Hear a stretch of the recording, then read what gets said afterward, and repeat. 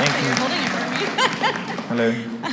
Being a fat, ugly dyke, mostly dyke, I am teaching psychology of gender this summer. And number one, will you be a guest speaker? So you don't care about your future earnings, got it? Exactly. Well, I'm a dyke, so I don't really care about how I look or what I eat or anything either. But anyway, number one, will you be a guest speaker? I would have laughed if you'd slowed down so I could hear you. Thank you. I know, I talk really fast. My students tell me that too. It's from all that gobbling. Will you be a guest speaker for me? Sorry? Will you be a guest speaker A guest for me? speaker for you? Mm-hmm. For what subject? For when? Psychology of gender. It's gender, it's all gender. It's not just women. I'd be very happy to. Yeah, sure. We can come and speak That'd be afterwards, awesome. of course. Even if we have to Skype you in or something. Say again? And then my second question was, I already know that I should be populating my material with factual feminist and whiteboard material. What is the single assignment that I could give my students that will really challenge them in terms of their thinking around gender, and what, basically, the assignment that you would give a student if you were designing a gender course? Oh, yeah. The assignment I would give them is debunk the 5 most heinous feminist myths and see what they come up with. Most of them the first 2 will be obvious. After that, let's see what they come up with. Because the majority of what is taught in gender studies courses and women's studies courses is awful rot.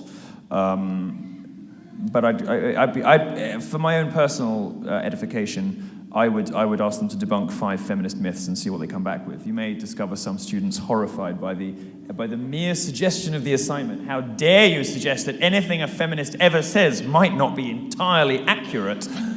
Oh, that will tell its own story. So that's the assignment I would set. All right, thanks very much. Thank you.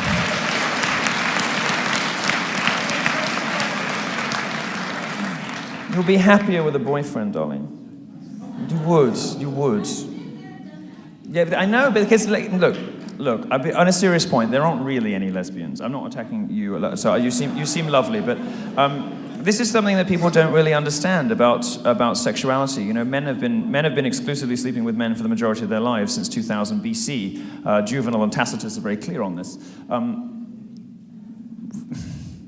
Female sexuality, as we know from all studies that have ever been conducted on this subject, is much more malleable, it's much more flexible. Women who sleep with women tend to have had relationships with men as well. So the old jokes about just needing a good dicking or she's just come out of a bad relationship do tend to be broadly accurate. There is a reason why things become cliches, because they're mostly true. I don't entirely believe in lesbians. There are, of course, a tiny proportion of, the dungaree-wearing types, with the short haircuts, your gender studies professors, who probably will never see a penis. More out of lack of options than preference, but... Well, this is this thing about asexuality. I'm asexual. No, nobody wants to fuck you. Good Lord. No, I mean... For most women, lesbianism is a sort of reaction, it's a response. And this research is not done very often because it's so politically incorrect. But broadly speaking, I just don't really believe in lesbians. And certainly the lesbian domestic violence epidemic, which is something you don't hear very much about, but which is a huge problem that affects lesbian households. The lesbian obesity crisis, which last year the federal government had spent $3 million investigating to try to work out why dykes are all so fat. It's money that could have gone to, I don't know, pride floats for us or something. You really want to waste money on LGBTQIA, PRS, ampersand, exclamation mark. They just buy me more Gucci. Don't waste money on working out why they can't stop eating.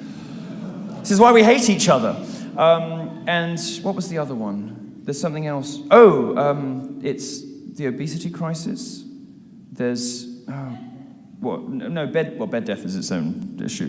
There's something else as well. Domestic violence, obesity crisis. Oh, and earnings as well. There's reason to suppose, depending on how you do the numbers, if you do the numbers, if you do by household, lesbians earn about the same as everybody else, but if you do it by individuals, they earn way less.